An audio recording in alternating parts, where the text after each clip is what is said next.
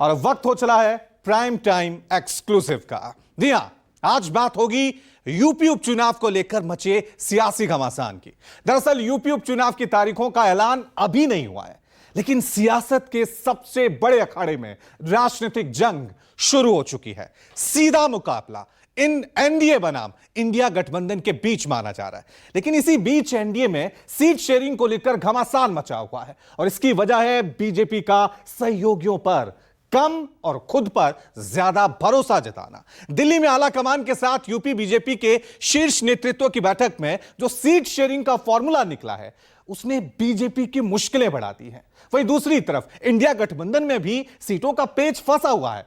ऐसे में आखिर बिना सहयोगी क्या करेंगे अखिलेश योगी? ये रिपोर्ट देखिए।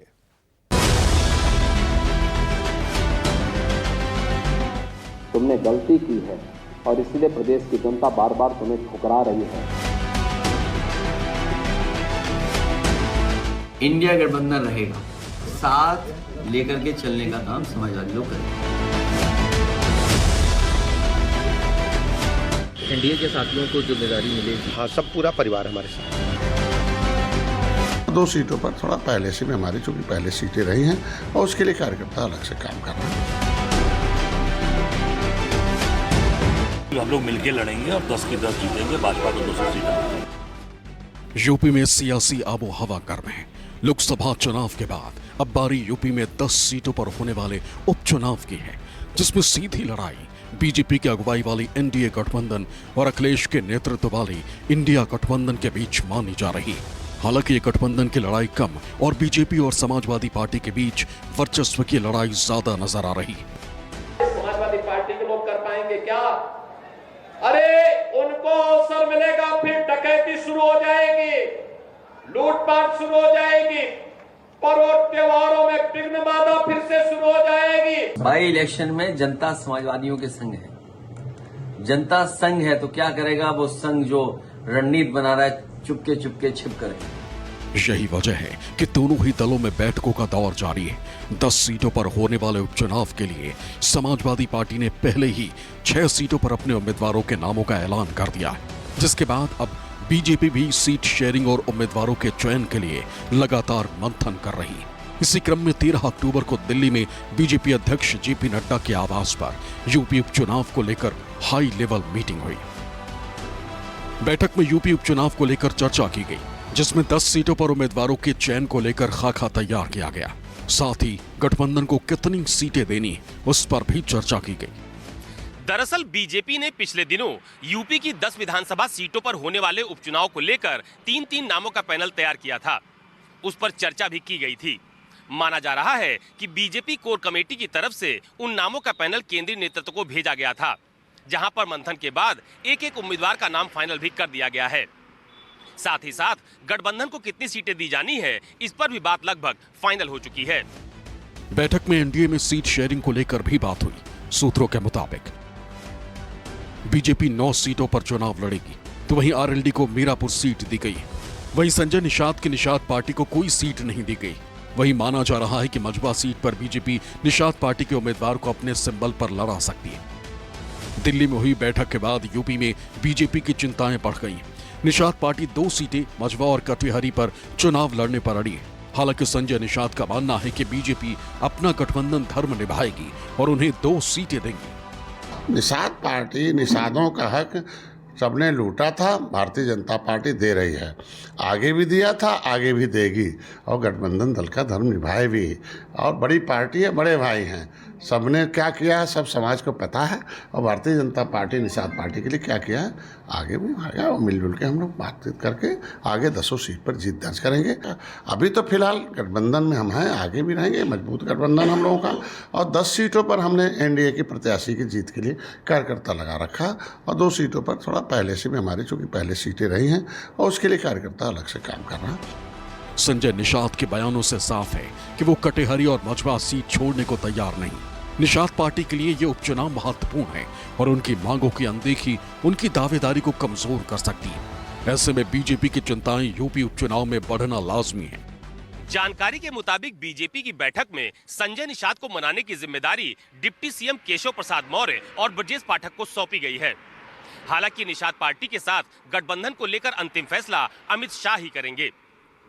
माना यह भी जा रहा है कि संजय निषाद कम से कम मझवा की एक सीट जरूर चाहते हैं, लेकिन बीजेपी इस उपचुनाव में आरएलडी के अलावा किसी भी सहयोगी दल को कोई भी सीट देना नहीं चाहती है और यही वजह है कि संजय निषाद को मनाने के लिए पार्टी के बड़े नेताओं को मैदान में उतारा जा रहा है। उधर यूपी के डिप्टी सीएम ब्रजेश पाठक ने दिल्ली बैठक के बाद कहा कि एनडीए का परिवार एकजुट है और यूपी उपचुनाव के 10 की 10 सीटें एनडीए गठबंधन जीतने जा रही। चुनाव घोषित होने दीजिए, भारतीय जनता पार्टी 10 की 10 सीटें जीते। एनडीए के साथियों को जिम्मेदारी मिलेगी। हाँ, सब पूरा परिवार हमारे साथ। एक तरफ बीजेपी गठबंधन में सब कुछ ठीक होने का दावा किया जा रहा है, तो वहीं दूसरी तरफ विपक्ष इस मुद्दे पर बीजेपी को घेर रहा है। साफ कह रहा है कि बीजेपी गठबंधन धर्म निभाने में विश्वास नहीं रखती और सिर्फ अपना फायदा देखती है। जिनका जितना हक है, जिनके दम पे बीजेपी सत्ता में बैठी है, फिर चाहे वो 2014 हो, चाहे 17 हो, चाहे 19 हो या 22 हो या 24 हो, जिन दलों के वोट से बीजेपी ने अपने आप को इतना मजबूत किया, आज उनका ही अधिकार नहीं दे रही।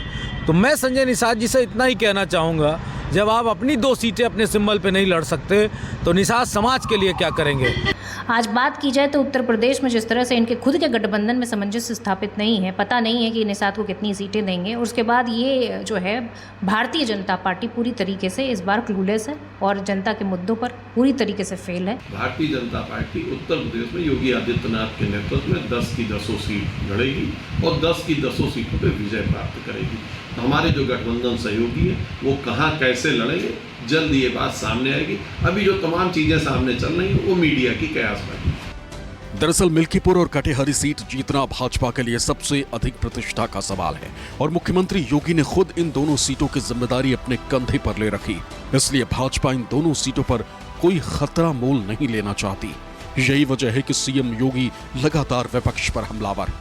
नजर नहीं है लेकिन नजारों की बात करते हैं, जमी पे चांद सितारों की बात करते हैं। वो हाथ जोड़ के बस्ती को लूटने वाले भरी सभा में ये सुधारों की बात करते हैं। इन्होंने लूटा है। एक तरफ योगी लगातार विपक्ष को घेरने की कोशिश कर रहे हैं, तो वहीं दूसरी तरफ अखिलेश यादव बीजेपी के नकारात्मक सोच को विनाशकारी बताते हैं। जिसकी सोच नकारात्मक हो और जिसका दिल और दिमाग नकारात्मक हो, वो विनाश ही कर सकता है, विकास नहीं कर सकता। वहीं समाजवादी पार्टी के पीडीए के ब्रांड एम्बेसडर माने जाने वाले अवधेश प्रसाद का साफ कहना है कि बीजेपी चाहे जितना जोर लगा ले, मिल्कीपुर में वो ऐतिहासिक वोटों से हारेगी। भारतीय जनता पार्टी मिल्कीपुर विधानसभा से बहुत बुरी तरह से हारेगी, पराजित होगी और समाजवादी पार्टी कम से कम 50-60 हजार वोट से जीतेगी और एक इतिहास कायम करेगी। और वहीं से इस बात का संकेत और संदेश जाएगा कि अब उत्तर प्रदेश में जब 27 में चुनाव होगा तो भारतीय जनता पार्टी पूरी तरह से साफ दिखाई पड़ेगी। हालांकि बीजेपी अपनी तैयारियों को पुख्ता बता रही, साथ ही ये दावा कर रही कि 10 की 10 सीटों पर उसे जनता का आशीर्वाद मिलेगा और बम्पर वोट से वो जीतेगी। 10 के 10 उपचुनाव में भारतीय जनता पार्टी के प्रत्याशी घोषित करके जनता के बीच में जाएंगे योगी जी के नेतृत्व में। और मुझे विश्वास है कि भारतीय जनता पार्टी को उत्तर प्रदेश की महान जनता का आशीर्वाद मिलेगा। कोई प्रत्याशी होगा, कमल का निशान लगेगा, कमल खिलेगा। और हालांकि भले ही बीजेपी निषाद पार्टी को उपचुनाव में सीटें देने को लेकर राजी नजर नहीं आ रही, लेकिन निषाद पार्टी के अध्यक्ष संजय निषाद बीजेपी के लिए बेहद खास है। इसलिए जब जब वो बीच में नाराज होते रहे तो बीजेपी नेताओं ने उन्हें किसी भी तरह से अपने गठबंधन में रोके रखा, क्योंकि उन्हें पता है कि अगर उपचुनाव और 2027 के विधानसभा चुनाव को जीतना है तो इस समुदाय का साथ रहना बेहद जरूरी, क्योंकि ये वोट बैंक यूपी की सियासत में निर्णायक की भूमिका में हमेशा से रहा है। चलिए आइए अब समझ लेते हैं कि यूपी की सियासत में निषाद इतने इंपॉर्टेंट और इतने किंग मेकर किस तरह से बने हुए हैं। वजह क्या है, आंकड़े क्या है, जल्दी से समझ लेते हैं। यूपी में निषाद कितना प्रभाव रखते हैं। आबादी कुल 18% इनकी आबादी है। नहीं, उपजातियों की बात करें, केवट, बिंद, मल्ला, कश्यप और नोनिया और माझी गोंड, ये इनकी उपजातियां हैं जो अलग अलग जिलों में फैली हुई हैं। प्रभाव देख लें, लगभग 60 विधानसभा ऐसी सीटें हैं जहां पर निषाद वोटर्स अपना प्रभाव रखते हैं। जिलों की बात कर लें तो लगभग 12 जिलों में ये निर्णायक भूमिका में रहते हैं। यही वजह है कि बीजेपी ने इनके साथ गठबंधन किया हुआ। और बीजेपी के लिए निषाद जरूरी, फिर दूरी क्यों, यह भी सवाल उठ रहा है कि अगर ये डिमांड कर रहे हैं तो सीटें क्यों नहीं, वो भी समझ लेते हैं। पहला पॉइंटर, उपचुनाव वाली सीटों पर अहम फैक्टर रखते हैं निषाद, इसलिए इनको सीटें देनी ही पड़ेंगी, जरूरी है इनके लिए। मझवा कठेरी ये 2 सीट है जहां पर निषाद वोटर निर्णायक भूमिका रखते हैं। वहीं निषाद खिसके तो बीजेपी को बड़ा डेंट लग सकता है, ये बीजेपी जानती है, इसलिए संभल संभल कर यहां पे रणनीति बनाई जा रही है। चौथा पॉइंट है, 2027 विधानसभा चुनाव में इसका असर भी दिखेगा, क्योंकि अगर गठबंधन नहीं हुआ, इस बार ढंग से सीट शेयरिंग का फॉर्मूला तय नहीं हुआ, तो 2027 में ये जो खटास है बहुत नुकसान बीजेपी को पहुंचा सकती है। यानी अगर संजय निषाद को बीजेपी नाराज करती है तो इसका खामियाजा पार्टी को उठाना पड़ सकता है। और यही वजह है कि बीजेपी के केंद्रीय नेतृत्व ने संजय निषाद को मनाने की जिम्मेदारी यूपी के शीर्ष नेतृत्व को दी है। हालांकि अब सीट शेयरिंग पर फाइनल फैसला क्या होता है और क्या निषाद को सीट मिलेगी, यह तो आने वाला वक्त ही बताएगा। एक तरफ एनडीए में सीट शेयरिंग को लेकर मामला फंसा नजर आता है, तो वहीं दूसरी तरफ इंडिया गठबंधन में भी ऑल इज वेल की स्थिति नजर नहीं आती। और इसकी वजह है समाजवादी पार्टी की तरफ से 6 सीटों पर उम्मीदवारों का ऐलान।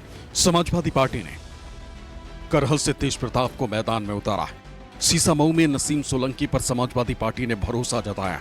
वहीं फूलपुर से मुस्तफा सिद्दीकी उपचुनाव में समाजवादी पार्टी के प्रत्याशी होंगे। उपचुनाव की सबसे हॉट सीट मिल्कीपुर से अवधेश प्रसाद के बेटे अजीत प्रसाद को टिकट मिला। कटिहारी से शोभावती वर्मा सपा की प्रत्याशी, तो वहीं मझवा सीट से ज्योति बिंद पर पार्टी ने भरोसा जताया। दरअसल यूपी में होने वाले उपचुनाव में कांग्रेस ने गठबंधन के तहत 5 सीटों पर दावेदारी की थी, लेकिन समाजवादी पार्टी ने उसे धता बताते हुए 6 सीटों पर अपने उम्मीदवार उतार दिए। यही नहीं, बची हुई 4 सीटों पर भी बंटवारे को लेकर कांग्रेस से बातचीत करने की बात कही जा रही है। यानी ये साफ हो गया है कि समाजवादी पार्टी बची हुई 4 सीटों में से कुल 4 सीटें कांग्रेस को नहीं देने वाली है। यानी इंडिया गठबंधन के भीतर भी गठबंधन की गांठ ढीली पड़ती हुई दिखाई दे रही है। हालांकि समाजवादी पार्टी और कांग्रेस का कहना है कि यूपी में उनका गठबंधन मजबूत है और वो मिलकर ही चुनाव लड़ेंगे और बीजेपी को हराएंगे। इंडिया गठबंधन रहेगा और साथ लेके चलने का काम हम समाजवादी लोग करेंगे। साथ लेकर के चलने का काम समाजवादी लोग करेंगे। हम लोग मिलकर लड़ेंगे और 10 की 10 जीतेंगे, भाजपा को 200 सीटें पूरी ताकत के साथ एकजुट है, भाजपा को विदा कर देंगे उत्तर प्रदेश से। हालांकि सीट शेयरिंग के मसले को लेकर दोनों ही गठबंधन दलों के नेता इसे सुलझाने का दावा कर रहे हैं, लेकिन ये बात भी साफ है कि अगर गठबंधन की गांठ ढीली पड़ी तो इसका खामियाजा दोनों ही खेमों को उठाना पड़ सकता है। दरअसल उत्तर प्रदेश में होने वाले ये उपचुनाव जन नेता चुनने यानी लोकप्रियता के मोर्चे पर भी है। एक तरफ देश के तमाम सर्वे में देश के सबसे लोकप्रिय मुख्यमंत्री योगी आदित्यनाथ के लिए ये उपचुनाव किसी लिटमस टेस्ट से कम नहीं है, तो वहीं दूसरी तरफ समाजवादी पार्टी भी इस उपचुनाव में ज्यादा सीटें जीतकर अखिलेश यादव के पक्ष में नैरेटिव सेट करना चाहती है। यूपी के 10 सीटों के उपचुनाव में बीजेपी से लेकर सपा और बसपा तक राजनीतिक दलों के साख दांव पर है। हालिया लोकसभा चुनाव में सपा 37 सीटें जीतकर सबसे बड़ी पार्टी बनकर उभरी थी, तो वहीं बीजेपी का कारवां 33 सीटों पर ही रुक गया। ऐसे में सपा के सामने ये साबित करने की चुनौती है कि लोकसभा चुनाव के नतीजे तुक्का नहीं थे। वहीं बीजेपी की रणनीति लोकसभा चुनाव में मिली हार से उबर कर उपचुनावों में इसका बदला लेने की है। यही वजह है कि खुद सीएम योगी उपचुनाव वाली सीटों पर रैलियां कर रही। बड़े नेताओं और यूपी सरकार के मंत्री लगातार इन सीटों के दौरे कर रहे हैं। जब उन्हें सत्ता प्राप्त हुई थी, कांग्रेस हो या समाजवादी पार्टी या बहुजन समाजवादी पार्टी, इन लोगों ने सामाजिक ताने बाने को छिन्न भिन्न किया। अपनी योजनाओं के माध्यम से तुष्टीकरण की पराकाष्ठा पर चढ़ करके समाज को विकास की धारा से विमुख करने का काम किया। बीजेपी से मुक्ति होने का मतलब है तमाम परेशानियां, दुख, संकट से मुक्ति होना। और जिस बात को हम सब लोग कहते रहे कि संविधान और आरक्षण पर निगाह है भारतीय जनता पार्टी की, उन्हें जब मौका मिलता है आरक्षण से खिलवाड़ करते हैं। यानी सीट शेयरिंग को लेकर दोनों दलों में हालात मुश्किलों भरे। ऐसे में जरा सी चूक न सिर्फ उपचुनाव में उन्हें डेंट पहुंचा सकती है, बल्कि 2027 के विधानसभा चुनाव में भी भारी डेंट उठाना पड़ सकता है। ऐसे में देखने वाली बात होगी कि सीट शेयरिंग का मसला कौन कितनी जल्दी सुलझाता है। और बात कर लेते हैं इंडिया गठबंधन की, यानी समाजवादी पार्टी और कांग्रेस की कहां पेच फंसा है। पॉइंट दर पॉइंट समझने की हम कोशिश करते हैं कि किसकी क्या डिमांड है। सबसे पहले समाजवादी पार्टी 6 सीटों पर उम्मीदवारों की घोषणा कर दी, सबसे पहले बिना बताए कांग्रेस को। दूसरी तरफ कांग्रेस कह रही है कि हमारी 5 सीटों की दावेदारी, 5 सीट मांग रही है कांग्रेस की, लेकिन समाजवादी पार्टी क्या कह रही है कि बाकी 4 सीटों में से हम आपको केवल 2 देंगे। अब कांग्रेस का यह हो सकता है कि ज्यादा से ज्यादा वो 3 सीटों की बार्गेनिंग करे और यहां पे चीजें मैनेज हो जाए। लेकिन यहां पर समाजवादी पार्टी अब कांग्रेस को लेकर रिस्क लेने को तैयार नहीं है, यानी ज्यादा भरोसा अब कांग्रेस पे रहा नहीं है इन उपचुनावों में जिस तरह का लोकसभा में था। वजह क्योंकि हरियाणा चुनाव में कांग्रेस की करारी शिकस्त हुई है और हर कोई सहयोगी, चाहे महाराष्ट्र हो चाहे यूपी हो, हर जगह जो सहयोगी हैं अब कांग्रेस के, वो कांग्रेस को आंख दिखाने लगे हैं। अब बड़ा सवाल यह है कि गठबंधन नहीं हुआ, गठबंधन टूटा, तो इसका असर क्या हो सकता है, उसकी वजह और पॉइंट भी समझ लेते हैं। पहला पॉइंट, जनता के बीच एक गलत मैसेज यहां पर साफ जाएगा कि जो कह रहे थे इंडिया गठबंधन मजबूत है, पीडीए का वोट मजबूत है, वो सब टूट जाएगा और बहुत गलत मैसेज यहां से उपचुनावों में जाएगा। दूसरा पॉइंट समझ लीजिए, उपचुनावों में विरोधी दलों को फायदा हो सकता है। अगर ये अलग अलग लड़े तो साफ तौर से एनडीए को, बीजेपी को इसका फायदा मिलेगा। तीसरा पॉइंट है, तीसरी वजह समझ लीजिए, सपा कांग्रेस दोनों को बड़ा डेंट यहां पर पहुंच सकता है, क्योंकि लोकसभा चुनावों में दोनों मिलकर लड़े थे,